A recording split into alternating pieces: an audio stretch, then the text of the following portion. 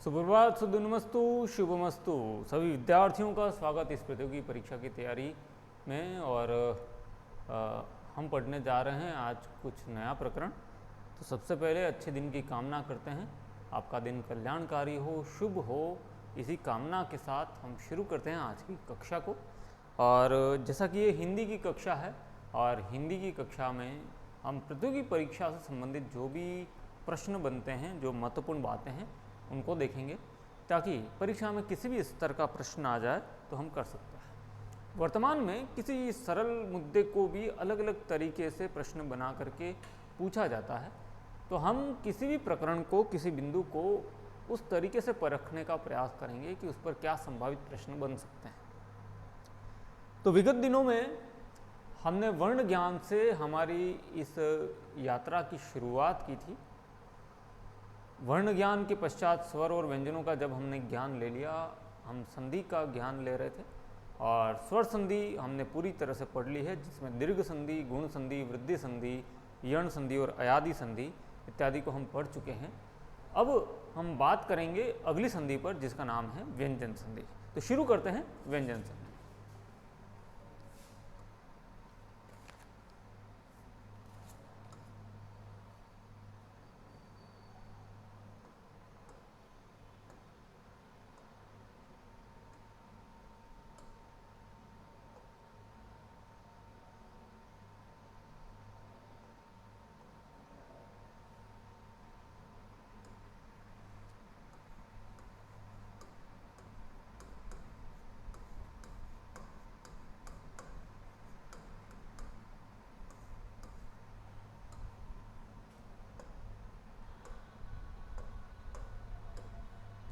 व्यंजन संधि में, जैसा कि मैंने वर्ण ज्ञान पढ़ाते समय बताया था, जब दो शब्द परस्पर निकट आते हैं तो पहले शब्द की अंतिम ध्वनि और दूसरे शब्द की आदि ध्वनि का मेल हो जाता है और जो विकार आता है उसको हम संधि कहते हैं। और अगर इसमें पहले शब्द की अंतिम ध्वनि या दूसरे शब्द की आदि ध्वनि व्यंजन है, दोनों में से कोई भी एक ध्वनि, तो व्यंजन संधि का रूप ले लेती है।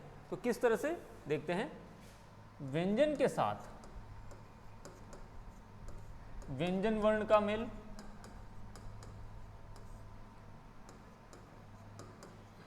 व्यंजन के साथ स्वर का मेल या स्वर के साथ व्यंजन वर्ण का मेल, इन तीनों में से कोई भी एक परिस्थिति अगर हो जाती है, कंडीशन हो जाती है, तो उसको हम क्या नाम देंगे, व्यंजन संधि का नाम देंगे। अर्थात पहले शब्द के अंत में व्यंजन हो और दूसरे शब्द के आदि में भी व्यंजन हो। पहले शब्द के अंत में अगर व्यंजन हो, दूसरे शब्द के आदि में अगर स्वर आ जाए। तीसरी परिस्थिति में पहले शब्द के अंत में स्वर हो और दूसरे शब्द के आदि में अगर व्यंजन आ जाए। तो अगर इन तीनों में से कोई एक शर्त पूरी हो जाती है तो उससे उत्पन्न जो भी विकार आएगा उसको हम क्या नाम देंगे, उसको नाम देंगे व्यंजन संधि का। तो जिस तरह से हमने देखा था, स्वर संधि में हम सूत्र पर काम कर रहे थे, सूत्र के आधार पर हम समझने का प्रयास कर रहे थे। व्यंजन संधि में हम नियमों के आधार पर समझने का प्रयास करेंगे। तो सबसे पहला नियम लेकर मैं आपके सामने आ रहा हूँ, ध्यान से समझिएगा। तो पहला नियम क्या है,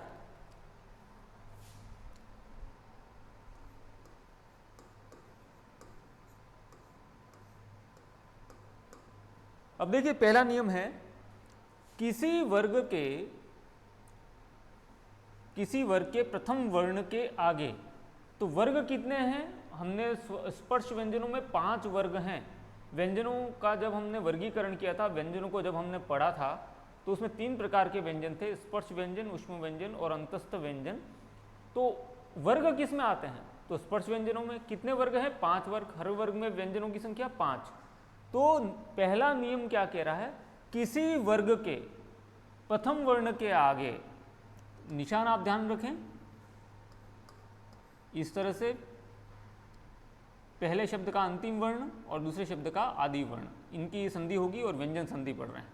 तो किसी वर्ग के प्रथम वर्ण कौन से हुए, क, च, ट, त प किसी वर्ग के प्रथम वर्ण, ये सभी किसी वर्ग के प्रथम वर्ण हैं। कंठ का प्रथम वर्ण क, तालव्य का प्रथम वर्ण च, मूर्धन्य का ट, दंत्य का त और औष्ठ्य का प्रथम वर्ण प के आगे, यानी कि यहाँ पर किसी वर्ग के प्रथम वर्ण के आगे यानी यहाँ पर क्या हो, किसी वर्ग का तीसरा वर्ण हो, चौथा वर्ण हो, य र ल व हो, य र ल व हो यानी अंतस्थ हो, ऊष्म का ह हो, या कोई स्वर हो। तो ये तो होगी शर्त। तो एक बार फिर से समझिएगा इस नियम को कि इनमें से कोई एक वर्ण और इनमें से कोई एक वर्ण, ठीक है। तो पहले शब्द के अंत में किसी वर्ग का प्रथम वर्ण हो, उसके आगे किसी वर्ग का तीसरा वर्ण हो, किसी वर्ग का चौथा वर्ण हो, इन दोनों में से एक, या फिर अंतस्थ में से कोई एक वर्ण हो, ऊष्म का ह हो या स्वर हो। तो क्या विकार आएगा, तो किसी वर्ग के प्रथम वर्ण के आगे किसी वर्ग का तीसरा, चौथा, य र ल व ह या कोई स्वर हो, तो परिणाम में प्रथम वर्ण के स्थान पर, प्रथम वर्ण के स्थान पर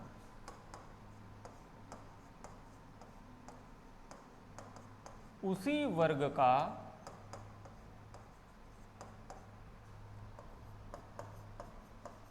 तीसरा वर्ण हो जाता है।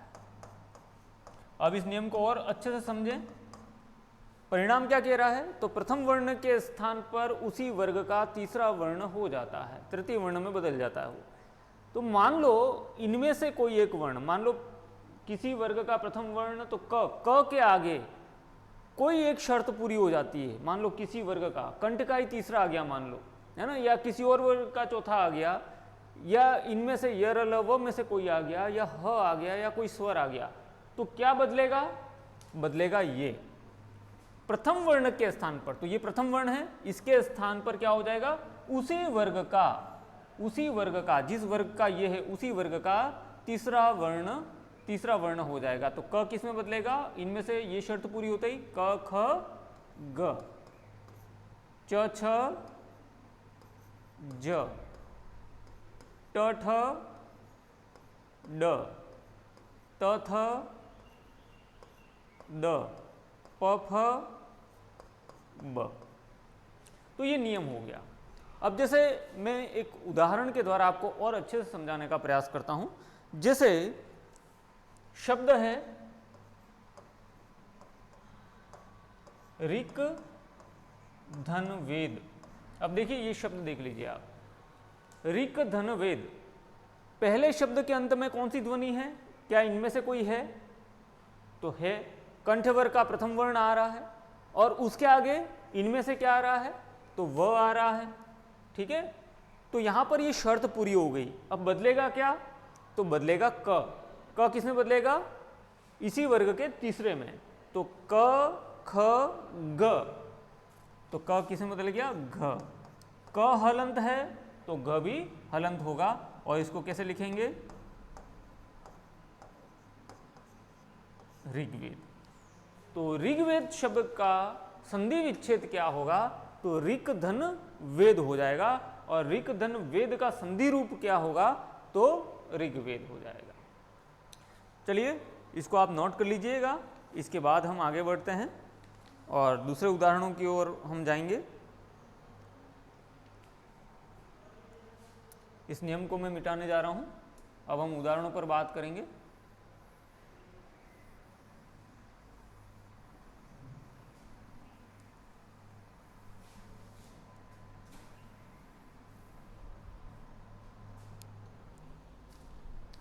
अब मैं उदाहरण आपके सामने रख रहा हूं, जैसे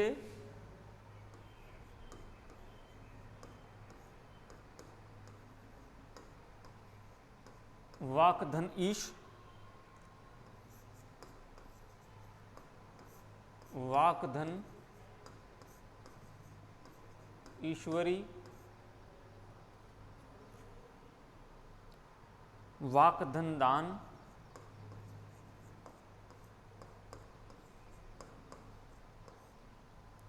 वाकधन वज्र। आप इनको हल करने का प्रयास करें, फिर एक साथ में मैं आपको बता दूंगा किस प्रकार हल करने हैं।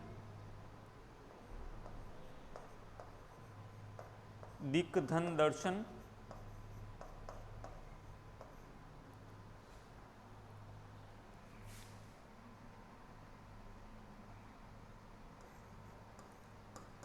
वणिक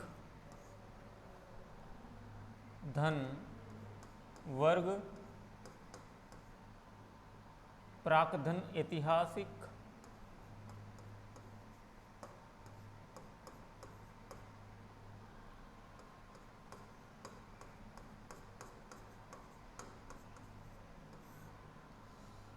अपधन झ,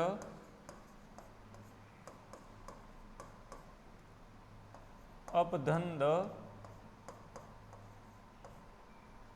अष्टधन आनंद, षटधन आनंद,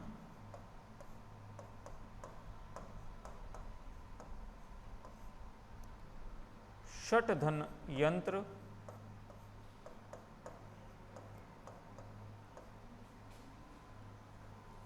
सतधन आचरण,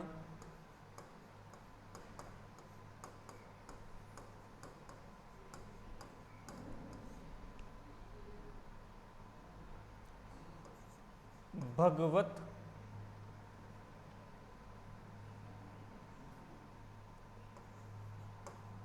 भगवत धन गीता और सतधन बुद्धि और अंत में भवत धन ईय। ये सभी इस नियम से संबंधित उदाहरण मैंने आपके सामने रखे हैं। इनको जल्दी से आप नोट कर लीजिए और हल करने का भी प्रयास कीजिए। अब देखिए, पहला जो नियम है वो क्या कह रहा है वो देख लें।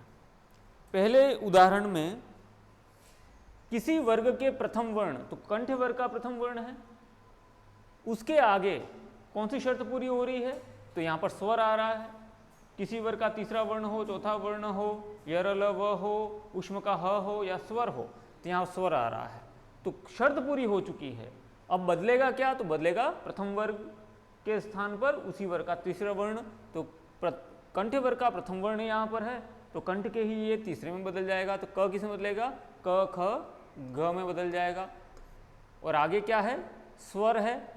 स्वर अब देख लीजिए, ये जो स्वर है ये इसमें मिक्स हो जाएगा, ठीक है। तो शब्द क्या बनेगा? वागीश। अब घ पर बड़ी की मात्रा लग गई तो घी हो गया। अब अगर यहाँ स्वर नहीं है तो ये ध्वनि हलंत ही रहेगी और पीछे जो होगा वो वैसा का वैसा जुड़ जाएगा। लेकिन आगे स्वर होगा तो वो इस आधे वर्ण के साथ में जुड़ करके इस तरह से रूप ले लेगा, अगर स्वर होगा तो। अब देखें आगे, वाकधन ईश्वरी। वाक किसी वर्ग का प्रथम वर्ण, कंठ वर्ग का प्रथम वर्ण है, आगे फिर स्वर आ रहा है वही ई। तो यहाँ पर क किस में बदलेगा? क ख ग में बदला और आगे ई है, तो ये क्या हो जाएगा? घी हो जाएगा। और शब्द क्या बना?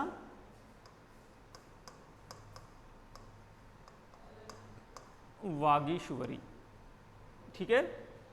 अब देखिए आगे, कंठ वर्ग का प्रथम वर्ण क, इसके आगे क्या आ रहा है? इस किसी वर्ग का तीसरा चौथा, तो त थ द, दंत वर्ग का तीसरा आ रहा है, तो शर्त पूरी हो गई। तो यहां पर क किस में बदल जाएगा? घ में बदल जाएगा। क हलंत है तो घ भी हलंत ही रहेगा। आगे स्वर नहीं है तो घ के साथ कोई स्वर जुड़ेगा नहीं। तो शब्द क्या बना? वा का वा लिख दिया, घ आधा और दान, वागदान, वागदान। इसी तरह से वाकधन वज्र, कंठ वर्ग के प्रथम वर्ण के आगे देखिए क्या आ रहा है? य र ल व, तो व आ रहा है, तो क किस में बदल जाएगा? अपने ही वर्ग के तीसरे में, तो ये हो गया घ। तो क्या लिखेंगे? वाक वज्र। इसके बाद दिक धन दर्शन। दिक कंठ वर्ग के प्रथम वर्ण के आगे क्या आ रहा है? द, त, थ, द, दंत्य वर्ग का तीसरा वर्ण आ रहा है, तो क बदल जाएगा तीसरे में। कहने का मतलब है वो शर्त सामने वाली पूरी हो जानी चाहिए। किसी वर्ग के प्रथम वर्ण के आगे कोई भी शर्त हो जो यहाँ पर लिखी हुई थी, उनमें से कोई भी वर्ण हो तो क यानी कि पहला वर्ण तीसरे में बदल जाएगा। तो ये हो गया दिग्दर्शन। शब्द बन गए नए। वागीश्वरी माता सरस्वती को कहते हैं, वागीश कहते हैं ब्रह्मा जी को, वागदान का मतलब सगाई जिसको हम कहते हैं, वाक वज्र वाणी रूपी हथियार, और दिग्दर्शन दिशाओं के दर्शन। तो ये अनेक नए नए शब्द बन गए दो शब्दों के योग से, दो ध्वनियों के परस्पर मेल से। अगले उदाहरण देखते हैं। वणिक धन वर्ग। वणिक का मतलब व्यापारी और वर्ग का मतलब समूह। तो यहां पर देखिए कंठ वर्ग के प्रथम वर्ण के आगे क्या आ रहा है?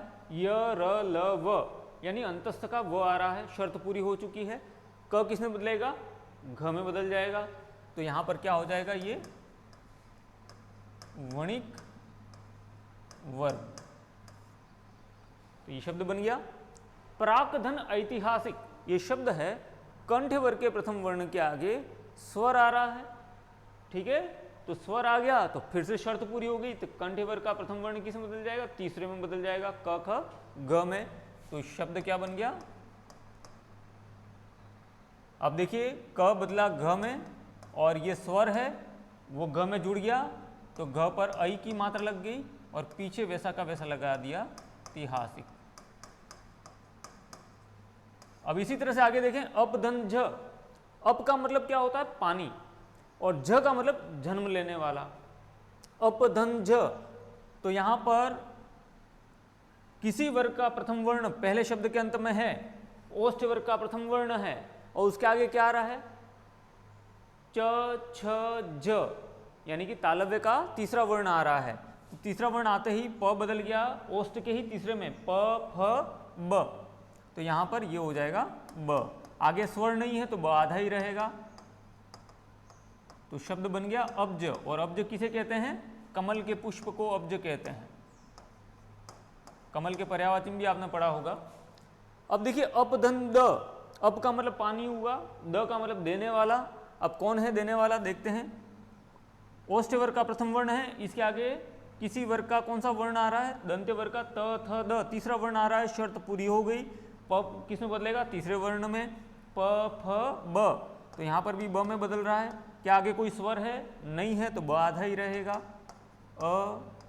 ब और द। अब्द का मतलब बादल, पानी वही देता है, बादल पानी देते हैं, इसलिए अब्द। तो ध्यान रखना है जहाँ पर झ लग जाए वहाँ पर कमल बन जाएगा। पानी के साथ में अगर झ लग जाता है तो वो कमल बन जाता है, और द लगने पर वो बादल बन जाता है। अब देखिए षट धन आनन। यहाँ पर मूर्धन्य वर्ण वर्ग का पहला वर्ण ट है, षट, और उसके आगे स्वर आ रहा है। तो शर्त पूरी हो गई। तो मूर्धन्य वर्ग का पहला वर्ण ट किस में बदलेगा? मूर्धन्य वर्ग के ही तीसरे में, ट, ठ, ड। तो यहाँ पर ये हो गया ड। तो यहाँ पर स्वर जुड़ जाएगा ड में, तो ये क्या हो जाएगा? डा हो जाएगा। तो क्या लिखेंगे? षडानन। षडानन किसे कहते हैं? छह हैं मुख जिसके। आनंद का मतलब होता है मुख, षट का मतलब छह, और षट आनंद मिलकर बन गया षडानन। व्यंजन संधि हो गई, और इसका अर्थ क्या निकला? छह हैं आनंद जिसके, कार्तिकेय भगवान के छह आनंद है, तो षडानन कहते हैं। षटधन यंत्र। अब देखिए मूर्धन्य वर्ग का पहला वर्ण ट, और उसके आगे क्या आ रहा है? अंतस्थ का य, र, ल, व में य आ रहा है। तो ट किस में बदल जाएगा? अपने ही वर्ग के तीसरे में, ट, ठ, ड। तो ये कैसे लिखेंगे? षड यंत्र। आगे स्वर नहीं है तो ड आधा ही रहेगा, षड्यंत्र। तो ये बन गया आपका। अब देखें अगले उदाहरण की ओर आगे बढ़ते हैं। अगले उदाहरण क्या कह रहे हैं? सतधन आचरण। अब देखिए दंत्य वर्ग का पहला वर्ण त है, त, थ, द, ध, न। पहला वर्ण त दंत्य वर्ग का, उसके आगे स्वर आ रहा है। शर्त पूरी हो गई। त किस में बदलेगा? दंत के ही तीसरे में, त थ द, तो द आधा, लेकिन ये आ जुड़ जाएगा तो ये क्या हो जाएगा? दा हो जाएगा। तो शब्द क्या बन गया? सदाचरण। इसी तरह से आगे देखते हैं, भगवत धन गीता। भगवत दंत्यवर्ग का प्रथम वर्ण, उसके आगे दंत्यवर्ग का तीसरा वर्ण त थ द, सॉरी कंठ्यवर्ग का तीसरा वर्ण क ख ग आ रहा है। तो यहाँ पर त किस में बदलेगा? दंत्यवर्ग के ही तीसरे में, त थ द में बदल जाएगा। आगे स्वर नहीं है तो ये सही रहेगा, भगवत गीता।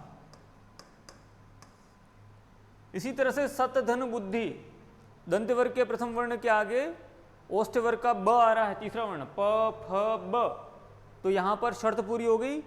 बदलेगा क्या? त किस में? तो दंत के ही तीसरे में, त थ द, त हलंत है तो द भी हलंत, आगे स्वर नहीं है तो द आधा ही रहेगा।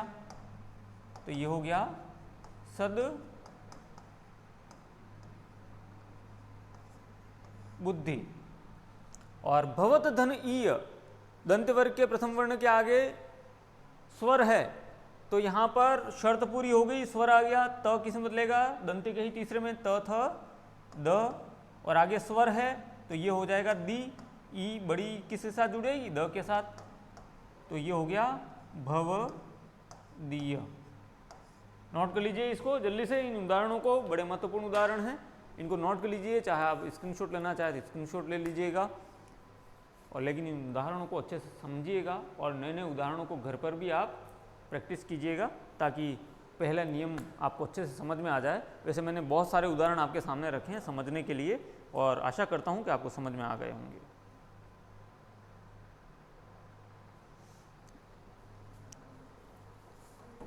चलिए आगे बढ़ते हैं। दूसरा नियम, इसको मैं मिटाने जा रहा हूं।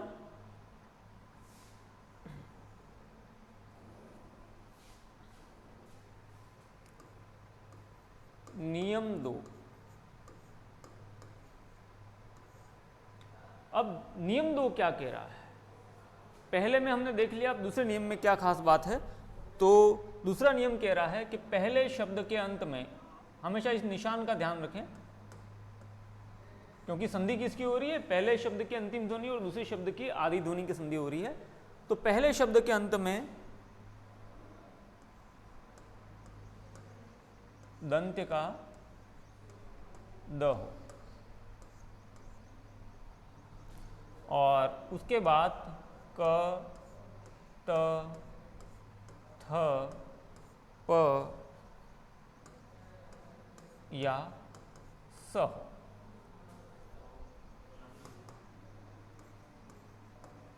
द के स्थान पर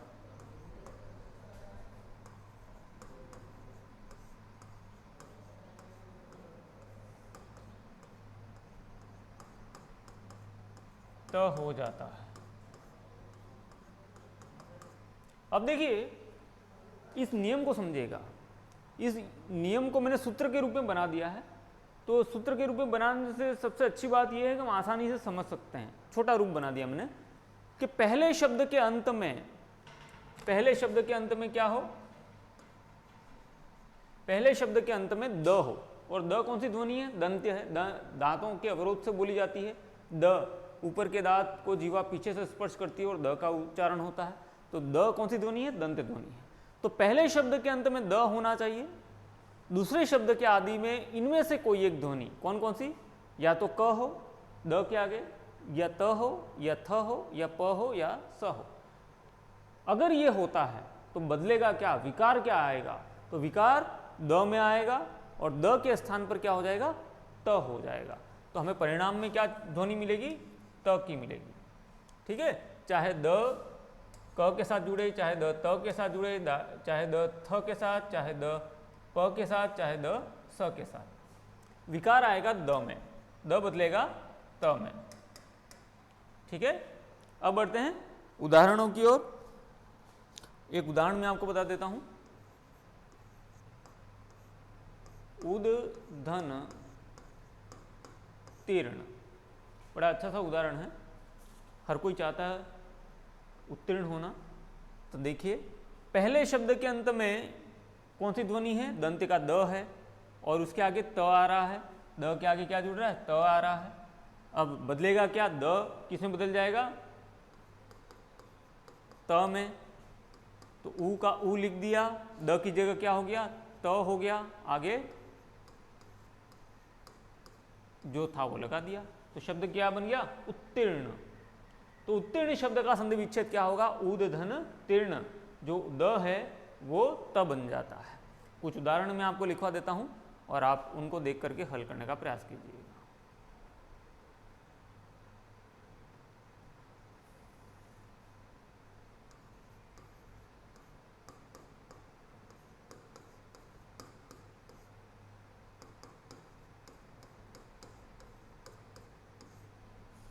चलिए, उदधंतम,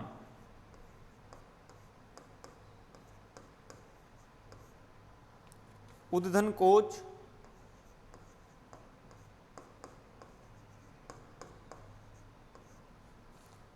ततधन काल,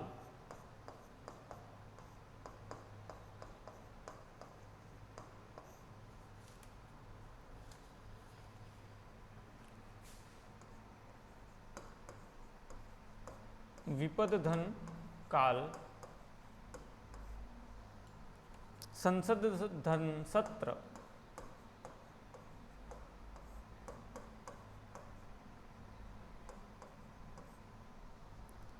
और शरद धन काल।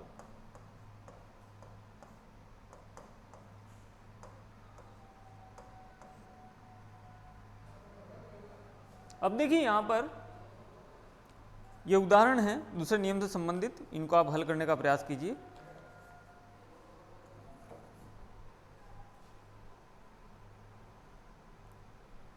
अब पहला उदाहरण देखते हैं, उदधन तीर्ण हो गया, उदधन तम। देखिए दंत द के आगे क्या आ रहा है, त आ रहा है, तो द किस में बदल जाएगा, त में बदल जाएगा, तो ये क्या हो जाएगा, उत्तम। इसके बाद उदधन कोच, द के आगे क आ रहा है, ठीक है, तो द किस में बदल जाएगा, त में, तो ये क्या हो जाएगा, उत्कोच। उत्कोच का मतलब होता है रिश्वत। ततधन काल, त के आगे क्या आ रहा है, का, तदधन काल, सॉरी, तदधन काल, तो यहां पर द के आगे क आ रहा है, तो द किस में बदल जाएगा, त में, तो ये क्या हो जाएगा, तत्काल। इसी तरह से विपद धन काल, द के आगे फिर का आ रहा है, तो ये क्या बन जाएगा, विपत काल।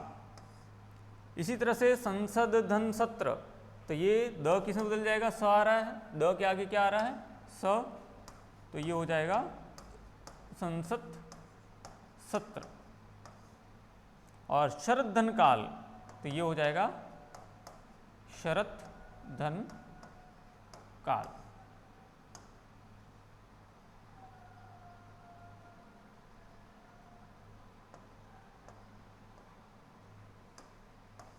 तो इस तरह से ये उदाहरण इसके हो गए इस नियम के, तो आप अच्छे से समझ लें इसको,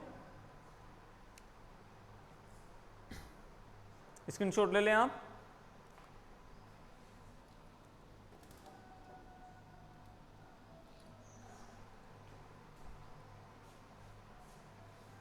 अगले नियम की ओर आगे बढ़ते हैं, तीसरा नियम।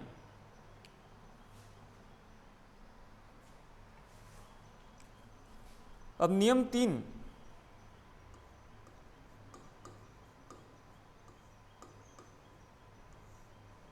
नियम 3 क्या कह रहा है, किसी वर्ग के प्रथम वर्ण के आगे यानी क, च, ट, त या प के आगे क्या आ जाए, पंचम वर्ण आ जाए। अब देखिए पहला नियम जो था उसके लगभग समान है, लेकिन थोड़ा सा यहाँ पर दूसरे शब्द के आदि में जो है वो बदला हुआ है।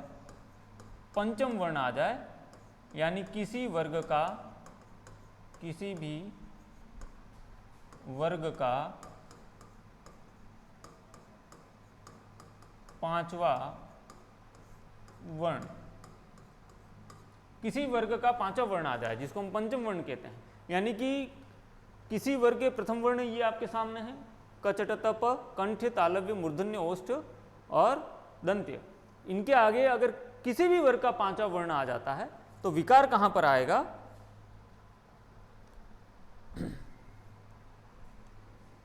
विकार यहां पर आएगा। प्रथम वर्ण जो है वो किसमें बदल जाएगा? अपने पंचम वर्ण में। तो क का पंचम वर्ण क्या हो जाएगा? क ख ग घ अंग, च छ ज ज, च छ ज ज इय, तो ये य में बदल जाएगा। ट ठ ड ढ अण, ये अण में बदल जाएगा। त थ द ध न, ये न में बदल जाएगा। और प फ ब भ म, ये म में बदल जाएगा।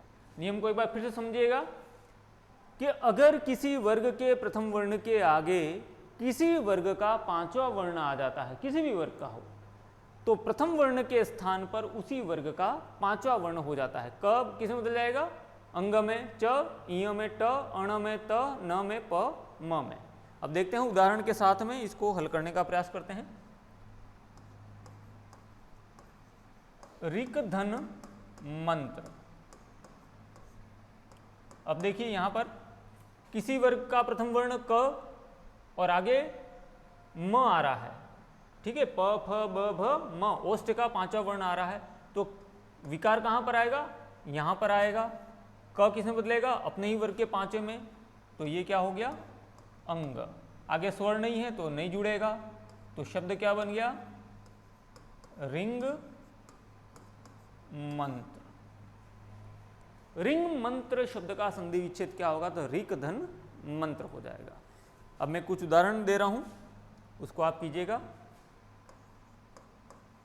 षट धन मुख, सत धन मति,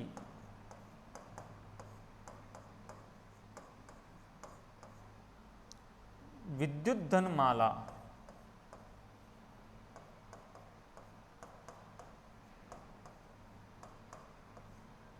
और सत धन नारी।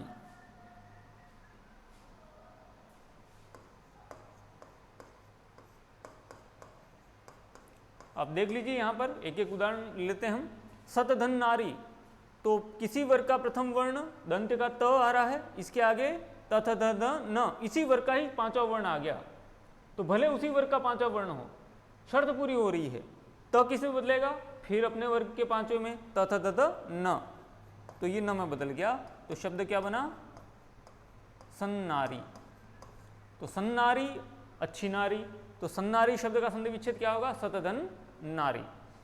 अब देखें षटमुख, छह हैं मुख जिसके, षट का मतलब छह, मुख, तो ट मूर्धन्य वर्ग का प्रथम वर्ण है, इसके आगे ओष्ठ वर्ग का पंचम वर्ण आ रहा है, तो ट अपने ही वर्ग मूर्धन्य वर्ग के पांचवें में बदल जाएगा। ट ठ ड ढ अण, तो ये अण,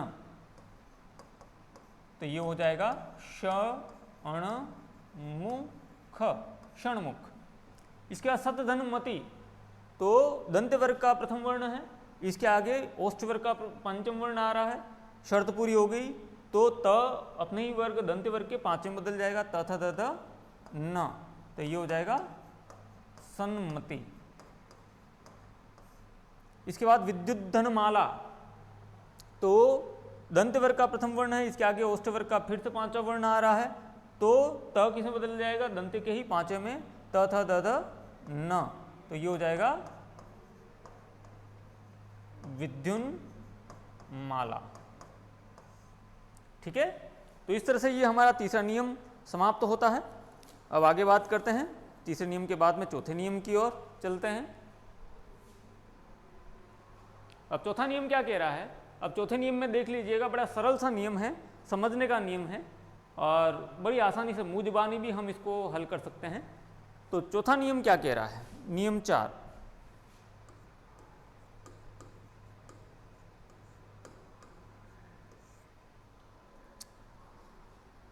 यदि प्रथम वर्ण, यदि पहले शब्द के अंत में म हो और दूसरे शब्द के आदि में क से लेकर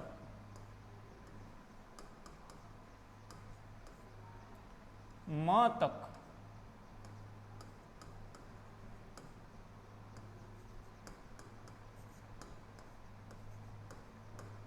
कोई वर्ण। अब देखिए यहाँ पर क्या कहा जा रहा है कि पहले शब्द के आदि में म हो हलंत के साथ में, और दूसरे शब्द के आदि में 5 वर्गों में कोई भी वर्ण हो, क से लेके म तक। ठीक है, तो 5 वर्ग में सबसे पहले क से शुरू होता है, ओष्ठ में लास्ट में म पर खत्म होता है, यानी 25 व्यंजनों में कोई भी वर्ण हो तो म का तो परिविकार क्या आएगा, तो म का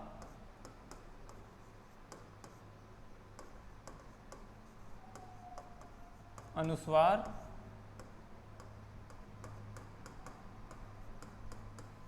हो जाता है। अब देखिए म किस में बदल जाता है, अनुस्वार में, यानी विकार कहाँ आएगा, यहाँ पर आएगा। म किस में बदल जाएगा, अनुस्वार, जिसको हम बिंदी कहते हैं, बिंदी लगती है। अब देखते हैं समधन 4,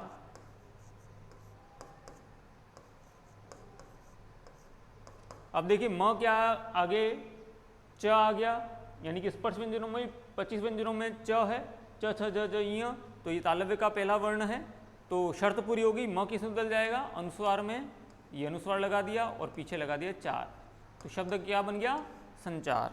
इसी तरह से समधन चालन, इसी तरह से समधनगम,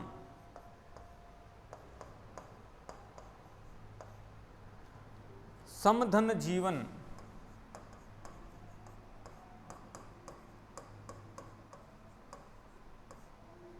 समधन धी,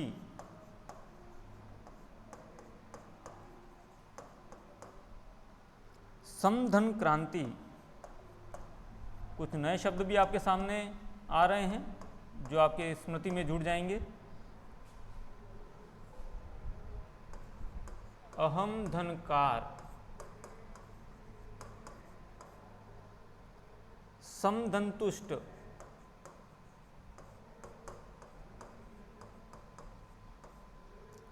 चिरमधन जीवी,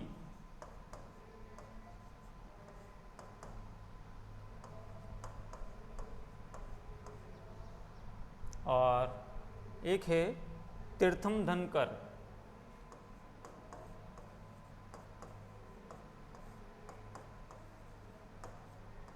अब देख लीजिए यहाँ पर सभी जितने भी उदाहरण मैंने आपके सामने ईमेल लेके आया हूँ वो सभी के सभी बड़े अच्छे उदाहरण हैं। अब संचार हमने देख लिया। समधन चालन क्या होगा, तो म के आगे च आ रहा है, म का अनुस्वार बन जाएगा, तो ये हो गया संचालन। समधनगम क्या हो जाएगा, संगम हो जाएगा। समधन जीवन क्या हो जाएगा, संजीवन। समधन धी क्या हो जाएगा, संधि, जो हम पढ़ रहे हैं। समधन क्रांति, संक्रांति। अहम धन क्या कार, अहंकार हो जाएगा। समधन तुष्ट, संतुष्ट हो जाएगा। चिरमधन जीवी, चिरंजीवी हो जाएगा। और तीर्थम धनकर, तो ये हो जाएगा तीर्थंकर। तो इस तरह से ये व्यंजन संधि का चौथा नियम भी हमारा हो गया। आगे दूसरे नियमों पर बात करेंगे अगली कक्षा में। 4 नियम आज हमने पढ़े हैं। कल फिर व्यंजन संधि को लेकर के कुछ नए नियमों के साथ में उपस्थित होऊंगा। तब तक अभ्यास करते रहिएगा और कल के लिए तैयार रहिएगा। कल नए नियमों को लेकर मैं आपके सामने उपस्थित होऊंगा। तब तक के लिए धन्यवाद।